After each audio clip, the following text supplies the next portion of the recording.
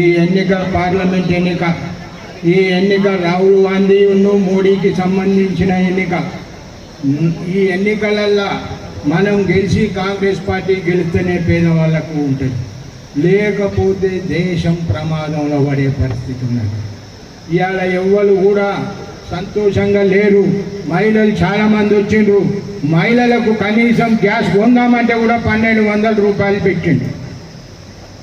యువకులు ఉన్నారు, ఏడాదికి 2 కోట్ల నౌకర్లు ఇస్తా అన్నాడు. ఒక్క సంవత్సరం కూడా ఇవ్వాలి. ఇక రైతులకు ఇక ధరలు పెరిగినాయి, డీజిల్ పెరిగింది. ఇవాళ రైతులను ఢిల్లీకి వస్తే ఏడాదిన్నర పాటు ఆడ కొట్లాడితే ఇనుప మేకులు వేసినటువంటి పెద్ద మనిషి, ఇనుప మేకులు అంటే రైతులు నడవకుండా ఢిల్లీ నడి రోడ్ల మీద ఏడాదిన్నర వేసి జాతికి క్షమాపణ చెప్పి ఆ చట్టాన్ని ఇప్పటికి కూడా రద్దు చేయలే. అటువంటి వాళ్ళకు మనం ఓట్లు వేద్దామా?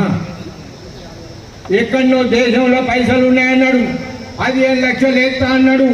15 లక్షలు కాదు, 15 రూపాయలు వేలే.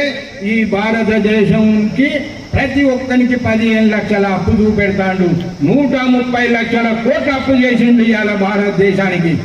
ఈయన 10 ఏళ్ళల్లో 60 ఏళ్లలో 50 లక్షల కోట్ల అప్పు లేదు, కానీ 10 సంవత్సరాలలోనే 100 లక్షల 30 కోట్ల అప్పు చేసి పెట్టింది.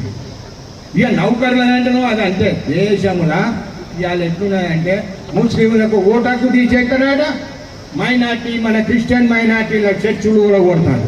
హిందువులకు GST పెట్టిండు. ఇక కట్టుర్రా హిందువులు, ఇక ట్యాక్సులు కట్టుండ్రి అని. ఇవాళ ఒక్క మణిపూర్ అనే రాష్ట్రంలో 300 చర్చిలందరుగా పెట్టిండ్రు.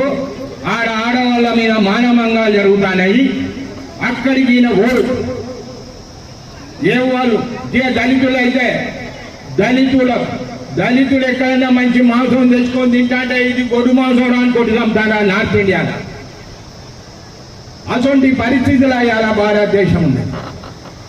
ఎవ్వరు కూడా సంతోషంగా లేరు. ఏదో మోడీ వస్తే బాగా చేస్తాడు, మోడీ వస్తే బాగా చేసుడు ఏం లేదు. మోడీ వస్తే దేశం సర్వనాశనం అవుతుంది. ప్రపంచ దేశాలే మొచ్చుకుంటానే, అయ్యా నీ పరిస్థితి ఇట్లా మంచిగా లేదు, నువ్వు హిందూ అంటాను. మన పోరగాళ్ళు అమెరికా పోయిండ్రు, ఆడికెళ్ళి వాడేళ్ళే కొట్టా నైటు. ఇక్కడి నుంచి కూలి పని చేసుకున్నాను దుబాయ్ అన్ని దేశాలకు పోయిండ్రు. ఇక్కడ అప్పుల పాలై అక్కడ సంపాదించుకొని రూపాయి ఊడగొట్టుకుంటోళ్లకు తూర్కోళ్ళు ఇటు, హిందువులు అటు అని అక్కడి నుంచి దేశాలకు వెళ్ళి ఇక్కడికి పారిపోయే పరిస్థితి తీసుకొస్తాను. ఇటువంటి పద్ధతులల్లో ఇవాళ కేంద్ర ప్రభుత్వం ఉన్నది. ఇక చట్టాల విషయం మనకు సార్ చెప్తాడు. ఇప్పటికైనా మీరు ఈ విషయాలన్నీ అడగండి. డీజిల్ పెరిగింది, పెట్రోల్ కూడా పెరిగింది. అవన్నీ దృష్టిలో మీరు పెట్టుకొని రేపు దేశానికి మనం దిక్కుచి కావాలి. కాంగ్రెస్ పార్టీ వస్తేనే మనకు అక్కడ మంచి అవుతుంది. కాంగ్రెస్ పార్టీ రావాలంటే ఇక్కడ కావ్య మేడం గెలవాలి, అధిక మెజార్టీతో గెలిపించుకోవాలి. బీజేపీ వాళ్ళు ఎవరు వచ్చినా అడగండి, ఇవన్నీ చేసినావు, నువ్వేం మంచి పని చేసినావా? ఒక్క మంచి పని ఆడి వరకు దేశంలో చెప్పుకునేది లేదు. నరేంద్ర మోడీ గారు వచ్చిన కాలం చెల్లి